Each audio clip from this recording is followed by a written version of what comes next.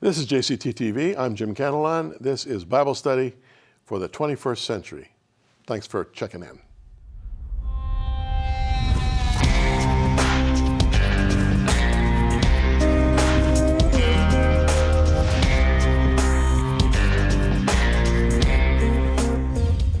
We're in chapter 7 now of Matthew, and we are, if you will, on the homeward bound part of the sermon of Jesus, the greatest sermon ever preached. And here in chapter 7, he's going to deal with some very interesting aspects. And today, we're going to start, at least, we may go beyond this, but we're going to start with his comments about casting pearls before swine. What in the world's up with that?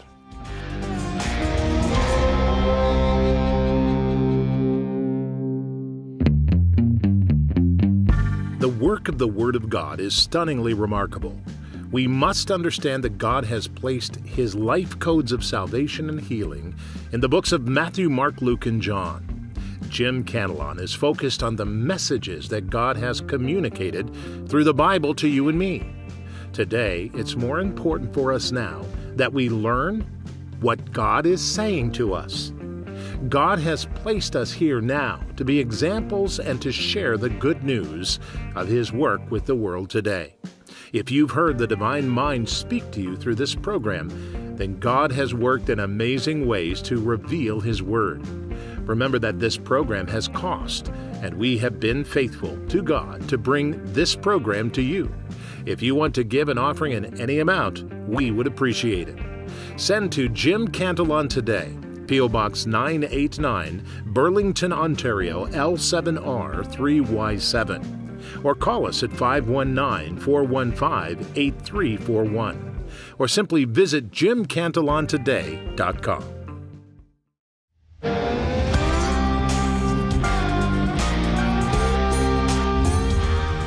Let's read it first. Verse 6 of Matthew 7. Do not give what is holy to the dogs, nor cast your pearls before swine, lest they trample them under their feet and turn and tear you in pieces. Now you look at that, that seems not to fit. I mean, he's talked about not judging, and he's talked about the speck in your brother's eye, and then, keeping your own counsel. And now he just kind of shifts to this other statement. There doesn't seem to be any continuity there at all. One thing that I should say, though, is that, these are records of Jesus' addresses, and you can be sure that for whatever Matthew, Mark, and Luke, and John were able to write down, Luke did his by way of primary research, because he never met Jesus personally. He was a Gentile from Alexandria. But these guys were not stenographers, and they didn't write word for word what Jesus said. And so sometimes, you'll run into something that seems to be out of context, and it's simply because there was something else that was said that isn't recorded. That's not necessarily the case here. Just look at it for a minute. Going back to, let's start the section with judge not that you be not judged. Let's read it as a kind of a whole, okay? Judge not that you be not judged, for with what judgment you judge, you will be judged, and with the measure you use, it will be measured back to you. And why do you look at the speck in your brother's eye, but do not consider the plank in your own eye? Or how can you say to your brother, let me remove the speck from your eye, and look, a plank is in your own eye? Hypocrite! First remove the plank from your own eye, and then you will see clearly to remove the speck from your brother's eye. Do not give what's holy to dogs, nor cast your pearls before swine, lest they trample them under your feet and turn and tear you in pieces. Look at it as a paragraph. And what you have here about don't give what's holy to dogs is the concluding sentence of that paragraph. Now just kind of think about this. What's going on here? Jesus has started here by saying, judge not, or you too will be judged, all right? He's cautioning us against censorious judgment, against negative, nasty, disparaging comment and thoughts about other people, all right? And then he refers to the hypocrisy of trying to remove some little bit of dust from someone's eye when you got a California redwood in your own, all right? And he talks about the total idiocy of that scenario. Then he just shifts to don't give dogs what is sacred. What's he saying here? He's saying here, what I've said about judgment, you got to listen to, but understand something. And I made this comment last time, only in a different context. Be discerning. Don't be judgmental, but be discerning. And understand that there are some people whose behavior is abominable, who have a track record of wickedness and evil doing, and you don't have to judge them. I mean, the Lord will judge them, but at the same time, don't go sharing your heart with that person. Because not only will they not appreciate what you're doing, but they'll just trample it. They'll just take advantage of it. They'll use it to abuse you in the future. They'll try to destroy you with that confidence. So even while you are avoiding judgment, don't avoid wisdom. Does that help you with this? You don't take a beautiful, necklace of pearls and throw it on the ground before a bunch of pigs. They won't know what to do with it. They'll trample it, maybe lie on it, they'll snuffle around with it, they may chew on it, but they'll have no appreciation at all of the value of what you've thrown to them, and they'll destroy it. So similarly, even while you do not judge someone, be discerning and understand that there are people, because of your discernment, that you will not share a confidence with, that you may not share a meal with, you may not share your life with them. You certainly don't want your children to be dating them. Not because of any issue of control, but because the track record is there. You're not judging them, but you're being discerning. You're being wise. That's pretty much what Jesus is saying here.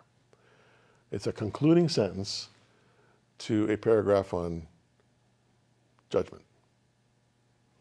Opt for discernment rather than judgment. Well, there you go. I feel like stopping right there, but let's move on. Oh, I should say this, pigs and dogs, these are hyperbolic metaphors, right? Jesus often used very strong, in-your-face metaphors to make a point. Okay, so keep that in mind. But you can, without judgment, reject those who reject the holy. You can move on. You don't have to get stuck by trying to save the world, all right? Use wisdom in your relationships. Wise discrimination. Don't bare your souls to everyone. Don't cast your pearls before swine. All right, moving on.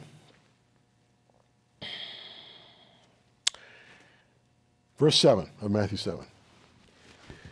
Ask and it will be given to you. Seek and you will find. Knock and it will be open to you. For everyone who asks receives, and he who seeks finds, and to him who knocks it will be opened. What man is there among you who, if his son asks for bread, will give him a stone? Or if he asks for a fish, will he give him a serpent? If you then, being evil, hello Jesus, thank you very much for the compliment, know how to give good gifts to your children, how much more will your Father who is in heaven give good things to those who ask him?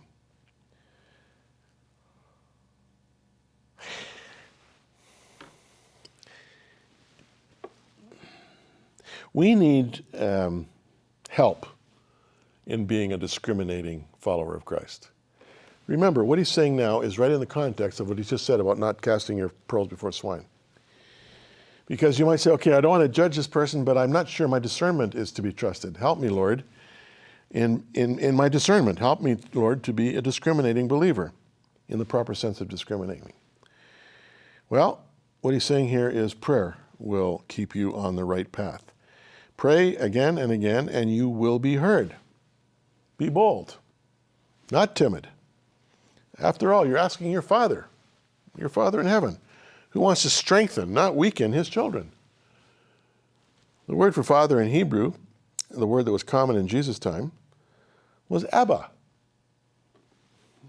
Now, as you know, in 1981, the Israeli government invited my wife and I to plant a church in Jerusalem, which we did. It's called King of Kings. You can Google it, King of Kings, Jerusalem. King of Kings Church or King of Kings Assembly, Jerusalem. A fantastic place. It's the biggest church in the Middle East. It's a great story. But we decided that our children, even though they were young, would go into local Israeli schools. Our oldest was only 7 at the time. Our second was 5, and our youngest was 3. So the only one who was eligible for school at that point was a 7-year-old. And so in December of 1981, we put him into the local Israeli school. He didn't know a word of Hebrew. The principal took him under her wing and gave him an hour's language instruction every day. And by March, he was fluent in Hebrew, and by June, he was in the top 5 in his class. And I say all credit to this marvelous principal who showed such interest in our son. As soon as he learned Hebrew, and of course the 2 younger ones, they picked it up immediately as well, he started calling me Abba, which means daddy. And even though my kids are now all adults and have children of their own and are all 3 of them in the ministry, they still from time to time call me Abba. I love the word, being called Abba. God is our Abba. In fact, Paul at one point refers to us calling out Abba, Father, Daddy, Father. He has a heart for us. He cares about us. And he wants to help you. You're not in a NASCAR race every day trying to get to the finish line so you get noticed and get some attention and win. The Lord is with those at the front. He's with those at the back. And he doesn't really care who wins or who loses. He just cares that you belong to him. And so why label yourself with some kind of performance anxiety? Why not just relax and let Abba be Abba and know that he has a heart for you? He's not making judgment on your performance, your lap times, your fuel consumption, your tire wear. He just loves you. And if you wreck your car, he doesn't care about that either. He just cares about you. He's your Abba. And so, there's no magic, there's no incantation, there's no manipulation. The whole point of prayer is love. That is the context. This is a relationship that's going on here. This is not a transaction. And so, ask and it will be given you. Now, in this case, what you're asking for, relative to the context, is discernment. All right? But I think the principle can apply to just the general relationship with the Lord. Not suggesting for a minute that if you ask for a pony, as I did when I was 6, you're going to get a pony. All right? Ask and it'll be given you. I've often, dealt with people very disappointed in God because he doesn't answer their prayer. And they'll give me some instance of something asked of God and God didn't give it to them. And I say to them, is no not as legitimate an answer to a prayer as yes? Well, it wasn't the answer I wanted. I say, so the issue is not with God, the issue is with you. What about wait? Is wait an answer to prayer? How many times as a parent, your kid comes to you with something they want, and you say, oh, no, wait a minute. It's not quite time for dinner yet. Wait an hour, wait 2 hours. You don't like it, you want immediate gratification, as most kids do, but, what can you do? You wait. Ask and it shall be given you, seek and you shall find. There are other places where Jesus teaches that you ask according to God's will. And when you do that, the Lord finds you irresistible. All right? So, I don't think I need to say more about that than I have, but let me just move on here. If you then, being evil, by the way, being evil, what he means is in contrast to your Heavenly Father who's perfect. He's not putting us down there. I was being facetious when I said thank you very much. He's just simply saying, look, you're space-time creatures. You're trapped, in this spaceship called Earth right now. But the Lord is perfect. He doesn't have your flaws. He doesn't have your shortcomings. So just relax. Therefore, whatever you want men to do to you, do also to them. For this is the law and the prophets. This is what's known as the golden rule. And this is the sort of the summary of everything we've been talking about, right beginning with do not judge or you too will be judged. Do as you would be done by. This is both secular and heavenly wisdom. One author, theologian that I studied on this, refers to the golden rule, as it's called, as the Everest of ethics. When you approach life this way, I will do to you as I would have you do to me. Guess what happens? We both win. Because as I'm doing that to you, you're doing that to me, and we're being mutually supportive and truly brothers, sisters, in the Lord. It's called reciprocity. You have an equaling out of forces and of good and bad, because each of us is seeking to do good for the other. In fact, if I were to define love, I would say love is seeking the highest good for your brother, for your sister. In other words, it's seeking their good before your own good. And you want to add value. That's another way of defining love. You want to add value to their life. This basically is a no-brainer, this golden rule. And no, it's not exclusive to Jesus. This golden rule has been out there. It was out there long before Jesus came on the scene, long before the Bible was written. Some of us fail to realize we've got a kind of an Israel-centric view of history. Israel is a fairly late bloomer relative to the history of the world, preceded by thousands of years of empire and Egypt and Mesopotamia and Macedonia and China and Japan. There was lots happening in the world long before the Hebrews came on the scene. And a lot of wisdom out there, and God was dealing with those people every bit as much as he's dealing with Jesus' people and with us today. He is not willing that any should perish, the Lord, but that all should come to repentance. And so in one way or another, he's been trying to reveal himself throughout the entire course of human history. Anyhow,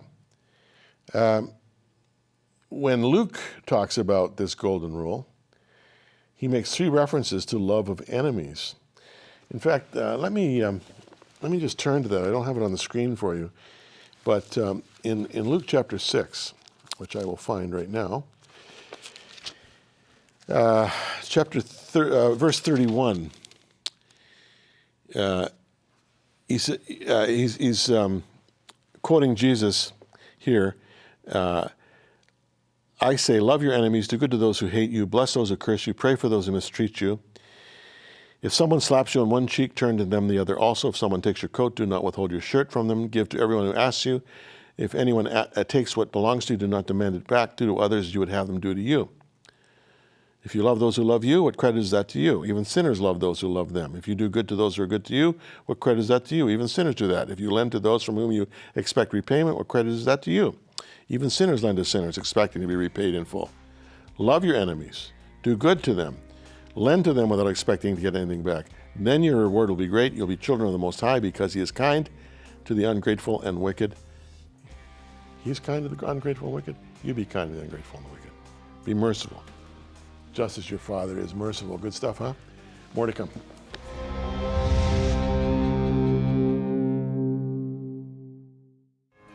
This year, share Christmas by changing the life of a child in Africa. For a small donation, you'll get a new school uniform, school supplies, all purchased locally to stimulate the economy. And the whole village will join in a wow Christmas celebration, all for just $25. This Christmas, give a child a celebration they'll never forget. Wow.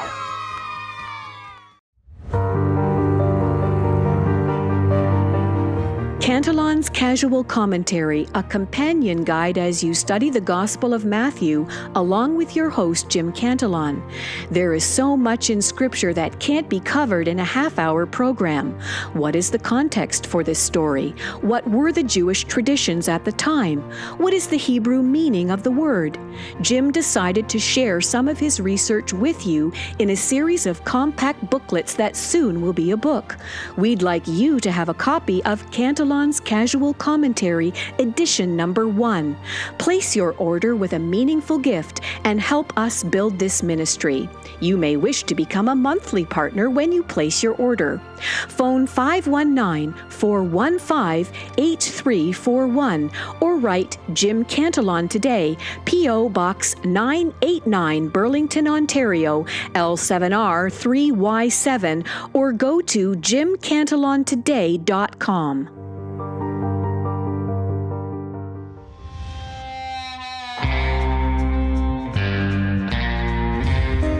Let's spend a little time on this golden rule here. Whatever you want men to do to you, do also to them, for this is the law and the prophets. The law and the prophets were the standard. Very common in Jesus' day to refer to the law and the prophets as the ultimate societal and religious standard for behavior. What many of us don't appreciate or even know is that in Jesus' time, most of the people with whom he had anything to do were illiterate. So how would they know the law and the prophets? Well, they knew it by memorization, oral law. They heard the law read, the law of Moses, from the scrolls in the synagogues. They heard the law being debated by various rabbis. They heard rabbis' sermons. And they would memorize. And you know, in many cultures, even to this day, you have pockets of illiteracy, and oral tradition is what keeps them between the ditches, in terms of their social construct. So when Jesus says this is the law and prophets, what he's saying, this is the standard of truth. This is the ultimate bar that is set for God's expectation. And what is that expectation? Whatever you want men to do to you, do also to them. A really good example of this is that famous parable that Jesus told about the Good Samaritan. You remember there's this Jewish guy, he's on the road from Jericho up to Jerusalem, and he gets beset upon by robbers. And they beat him up, steal his stuff, and leave him for dead on the road. Now, I know that road from Jericho to Jerusalem. I have driven it, I don't think I'm exaggerating, saying hundreds of times over the 7 years I lived in Israel, because I used to broadcast in southern Lebanon, and I would drive up to northern Israel to where the radio station was every week for 7 years, and I would go down to Jericho and then take the Jordan Valley Road up to the Lower Galilee, around the Sea of Galilee, up by the Mount of Beatitudes, up to the Upper Galilee, right to the Lebanese border. And so I mean it hundreds of times. I've driven that road. About halfway between Jerusalem and Jericho is this little nondescript building, and I don't know if it's the site or not, but it's called the Good Samaritan Inn. It's not used as an inn today, but it's a site where the Good Samaritan is remembered. In the parable, as you know, a couple of church officials came by. Now, this was not uncommon. When you were a priest in the temple, you had a week on and 3 weeks off. And so if you were a priest who lived in Jericho, or you were a priest who lived in Beth Shan, or if you were a priest who lived down in the Qumran area, near the Dead Sea, you would have to come up the Jericho road to Jerusalem to do your temple service. And in most cases, you would either walk or you ride a donkey. So temple official number 1 comes along and sees this guy lying there dead on the road, and he gathers his robes around him and walks by on the other side. Why? Because if he were to touch this guy thinking he's dead, he's defiled, ritually defiled, and so he couldn't serve in the temple. On top of that, he's dead. Another church official comes by, does the same thing. Then the Samaritan comes by. Now the Samaritan was vilified by the Jewish establishment. He was seen as a half-breed. He was societally on the fringe, rejected and discriminated against. He had probably a history of being abused by Jewish neighbors and schoolmates when he was a kid. He had every reason to say, well, gee, that poor Jewish guy, leave him. Instead, he bends down, finds out he's still breathing, puts him up on his donkey, takes him to the inn, pays for the innkeeper to bathe his wounds with olive oil and bandage him up and keep him for a few nights. And he says, when I come back, I'll pay you whatever is owed for his care. Here was a guy practicing what Jesus preached. Whatever you want men to do to you, do also to them. If you're beset upon by robbers and you're lying on the street bleeding to death, you want somebody to help you. Next time you see someone bleeding to death, you help them. That's the principle. That's Christianity.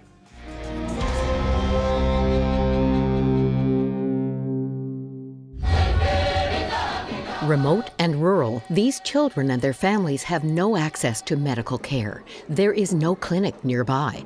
And when a mother is desperate to save her dying child, she will walk for many hours. Sometimes the child doesn't survive. So we go to them.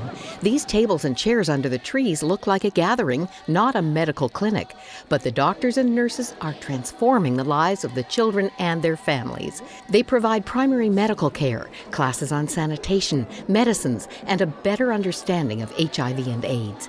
Most of all, they bring hope as they diagnose, treat, and educate families. This clinic is a gift from donors that will transform their lives. You can become part of that transformation. Your gift of $25 will provide health care for an entire family. $100 provides care for 6 families. Be a part of real change. Go to wowmission.ca/saveachild.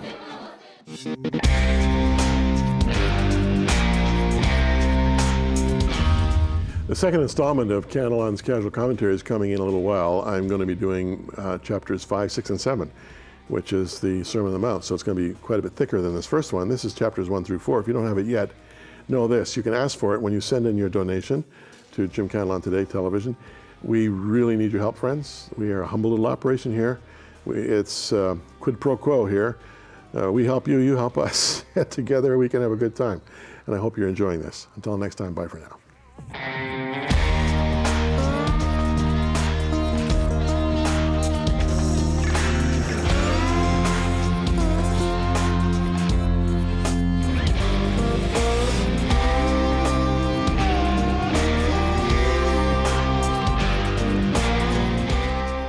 Contact us. Jim Cantelon Today, P.O. Box 989, Burlington, Ontario, L7R 3Y7. If you're sending a check, make it payable to Jim Cantelon Today. Or visit us online at jimcantelontoday.com and click Support.